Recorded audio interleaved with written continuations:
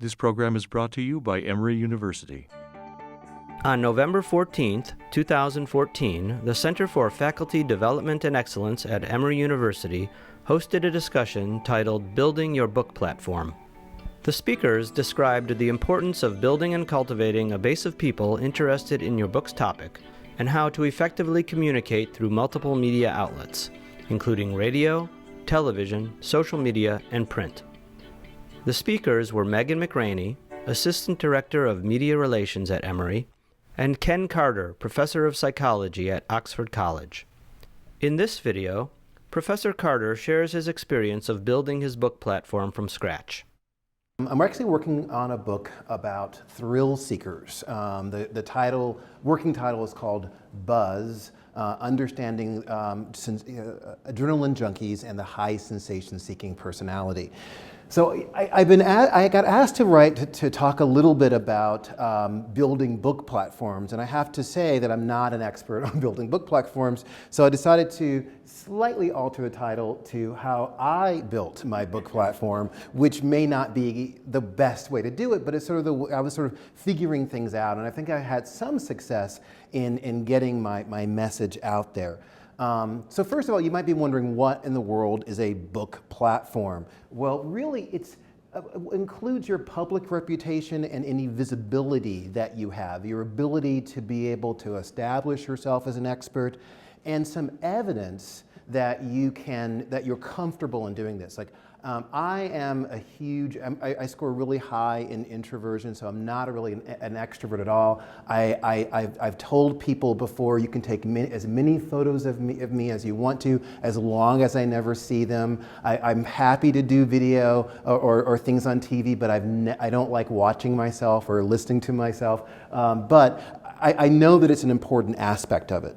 One of the sections for a nonfiction book proposal is to go through your platform, the kinds of things that you can offer. And I've given you some ideas of some things, like the number of people subscribed to your email newsletter, if you have one, or their likes on Facebook is for some evidence as well. How many followers you have on Twitter, or even the traffic on your website. And I thought we could even brainstorm some other kinds of things. You know, if you've been on TV or radio before, those are things that you want to mention too in that platform section. Twitter, which I'm still trying to get a grasp on.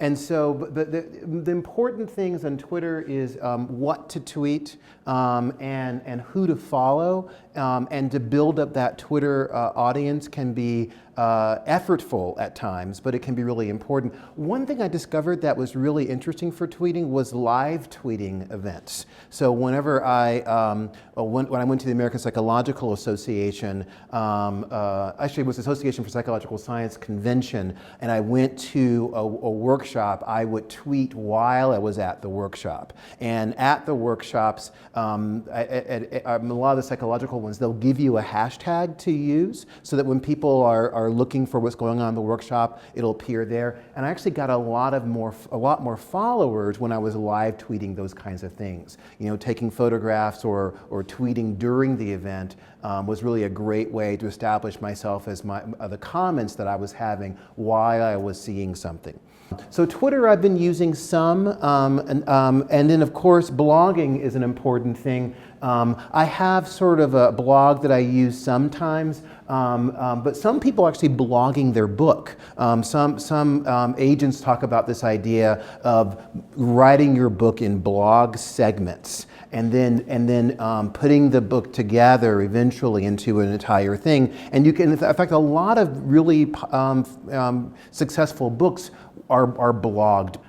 I do some blogging with my book. I haven't done any guest blogging yet, but I know that some people will blog on other people's blog sites, or even getting guest bloggers. I've actually had more guest bloggers on my blog. I was working with students who would read articles about sensation seeking and they would blog on those things on my blog, really getting my students to blog for me. And so they were learning the concepts, they were translating the research, which was great for them, but, and this was sort of like an independent study that we did together. So it was really a way for us to talk about the concepts and to get it all out there as well.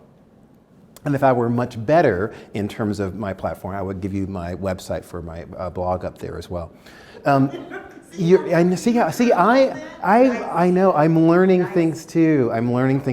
The other thing is, and I didn't put a slide for this, and I probably should have. Your website's a really important thing as well. Making sure that you have a website, and you can get, that there's lots of free options for websites, but to make sure that your message is consistent on your website, and it looks good from the outside.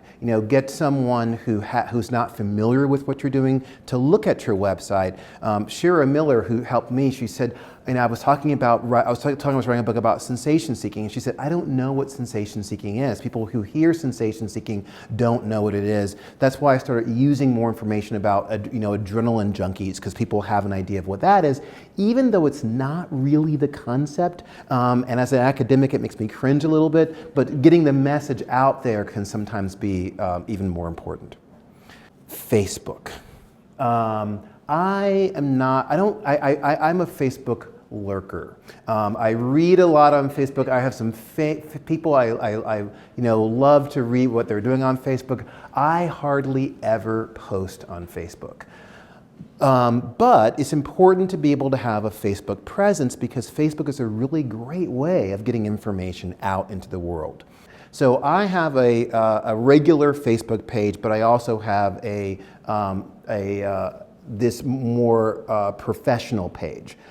These professional pages are sort of what you really want to establish for yourself. That's separate from your own personal page. So a Facebook page is more of an organizational site for a public figure or for a business. And so I created a page for myself, and so all of my academic or book-related things go here. And so whenever I post stories or information about what I'm doing, I'll post it on this site instead. And getting those likes can be important because that pushes it onto the profile pages of people who are interested in what you're doing. So this Facebook page, which is different than your Facebook profile, gives you some additional features that allow you to track the posts that you write and boost those posts as well.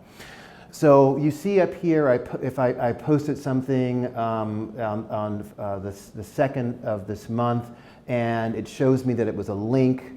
702 people saw it, and 67 people probably clicked on it, and 12 people shared it with other individuals. And if you boost a post, that means you're paying to push it onto people's websites. And by boosting a post, you can get lots more exposure. It costs you money, but you can go anywhere. This is a post that I did that maybe 700 people saw, but if I boosted that post, I could get up to 10,000 people seeing it for probably about $50 or so, which is a really great way to send that. And for special occasions, I might do something like that. So whenever you see on the post that you do for this Facebook page, it gives you a button there where you can boost it, and then you can say, I want to show this on all my friends' websites or all of their friends' websites, or you can even target an area of the country, interest that people may have. I can say I want to push this onto people's pages that are interested in psychology that are within this age, and it will force it to their website on their profiles. It really depends upon what you want that for. You have to think about, like, if I'm going to spend $50 to make sure everyone sees this post, what do I want them to do from that? Do I want them to click on something and give me some information? Do I want more likes? Do I want more, because you want to think about this in terms of your platform. Email is really important. Normally, and I spared you this, normally when I go and do talks, I will pass around an email sign-up list for people who want to learn more about thrill-seeking. And even when I'm doing a talk that's not related to thrill-seeking, I have a 3-minute little piece, and I tell them, I'm going to steal a little bit of time to talk about thrill-seeking. I'll put my 3-minute talk up on the screen, and I'll pass around a sign-up list for people who are interested in the topic, and I have an email list of all of those individuals. Over the last year, I've been able to collect over 2,000 email addresses from people, and I keep it in a file because a company is an Atlanta-based company called MailChimp, and you can use MailChimp for free for up to 2,000 subscribers. Great thing. I mean, it's really easy to use. It's really fairly user-friendly. When you go above 2,000, you can do pay per email that you send out, which saves you money from having to do a monthly subscription. Allows people to unsubscribe or those kinds of things, so it's good for email marketing like that. There are other options. I'm just letting you know the one that I'm aware of, which is MailChimp, and it's pretty user-friendly because even though I like technology, it sometimes doesn't like me. So we have that kind of relationship with each other. Another tool that I use is I use Buffer, but HootSuite's also good as well. These are both social media managers that allow you to cross-post. So if I post something, I use Buffer. So Buffer allows me to, if I see something online that I think is interesting, I can write a little message about it and link to it, and Buffer will send it to Google+, it will send it to Facebook, as well as to Twitter. And it will time it at the time that it thinks is the best time to send the message, because people read Facebook at different times or Twitter at different times, and you can track how good that was. So often, and there's also an app for different phones, and so what I'll do is I'll see things I like and I'll tweet about it or I'll post it, but it saves them and it sends them out. So that way you don't have to feel like you have to be on top of it every day. It'll space it out in terms of when if I wrote 10 posts today, it would send out 2 posts each day on the days and on the times that I've sort of programmed it to do that. HootSuite's a lot more complex, but I think it's also may have some more useful features. But they both have free versions of them that can be helpful. So one thing I did that I think was really pretty successful was I came up with this idea to do a survey about my topic on sensation seeking. My main goals for the survey were gathering data for my book and to be able to get people who might be interested in being interviewed for the book. But I also used it as a tool for explaining the concept. You can talk to people about what thrill-seeking is or sensation-seeking is, but once they take the questionnaire, they really get the concept. And so you can find it, I did it this time, on my website at buzz.drkencarter.com, and I want to create a user-friendly website for people to take it. So often I'll tell people, oh, take the questionnaire, and then when they take the questionnaire, they get their feedback, but it also allows them to be able to share the data across different social media platforms. They can put it on Facebook or on Twitter or email it to people, and if you click that plus, it gives you a whole list of different ways that you can send it out. By the way, in terms of thrill seeking, I am not a thrill seeker. The questionnaire has up to 40 points to it. I'm a 9, so I'm fairly low on thrill seeking, but this allows you to post it on Facebook and for different people to comment on it. And then 133 people saw it, but I could of course boost this if I wanted to force it onto my individuals' pages. Also create some interesting maps of the United States and even across the country of the people who've taken the survey and the average amount of sensation seeking for different areas of the world. For me as a psychologist, this was the interesting part, but for most people, sort of what their scores were to share it with other people ended up being a lot more interesting. My main goal wasn't really to collect a lot of data around this, but I ended up with over 4,000 people taking the questionnaire since I think it was up maybe in May. So really a lot of people in a short amount of time. I approached individuals in media relations and let them know what I was doing. I said, I'm thinking about writing this book about, I'm writing this book about thrill seeking, and I talked with individuals in media relationships. They interviewed me and they wrote an article about my book project for Emory News. Later on, they produced a video on the topic. And they pitched the story to local and national media outlets as well, and they really helped position me as an expert in the area. So I want to show you the little video they did of me.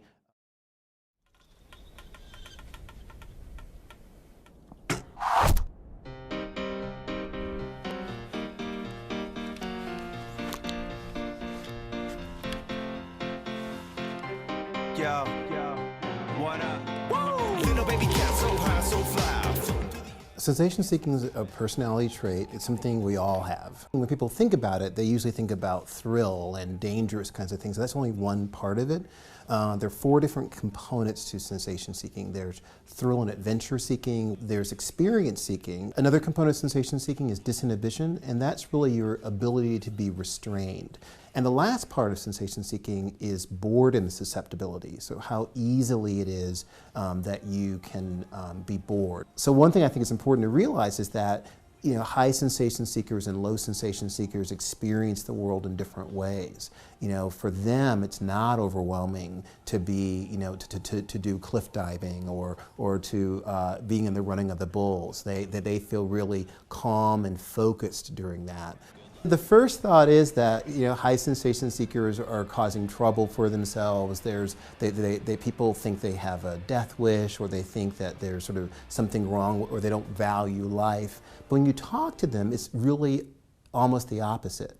They say that it really helps them to appreciate life, and when they are in those high sensation seeking situations, they feel more calm. You wouldn't think that it would be, but they feel calm, they feel focused. Which is exactly what you want someone to feel like if they're in a dangerous situation. Disadvantages, I think it really depends upon the combination of their personality traits. A high sensation seeker who is sort of low in disinhibition and moderate to low in boredom susceptibility is going to be really, really careful about the kinds of sensations they're seeking out to make sure they're safe and they're not going to cause a lot of trouble for them.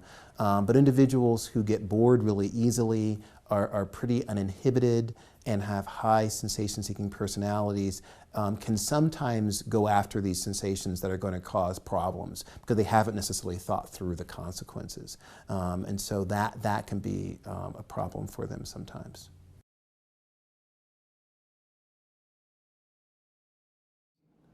From that video, and there was an article again on the Emory News about high sensation seeking.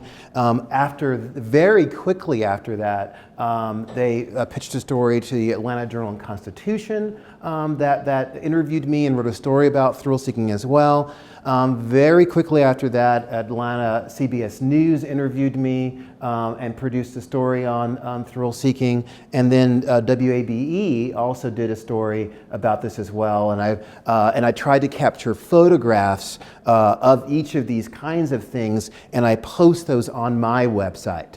So the photographs of me, this evidence of that I'm an expert, and the links to those different things on my website. as well, as a way to really help position myself as an expert in this area. So often now what I'll say is that individuals that want to know more about that, I'll say, oh, go to my website, and there's a great interview with me and Kate Sweeney from WABE. Take a listen to that and see. It gives you a little bit more about about that idea. So that's really what I've done so far. I know that there is one of these things that is important to sort of take care of as you go along, to continue to do those posting and tweeting, but also to build it up in that way.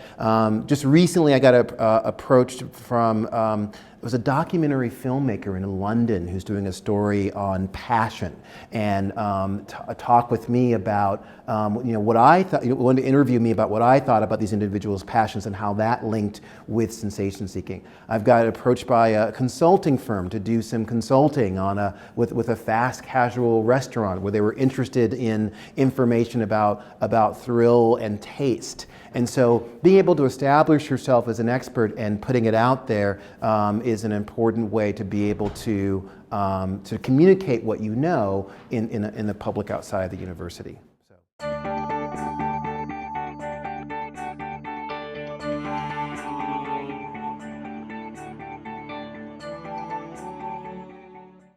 The preceding program is copyrighted by Emory University.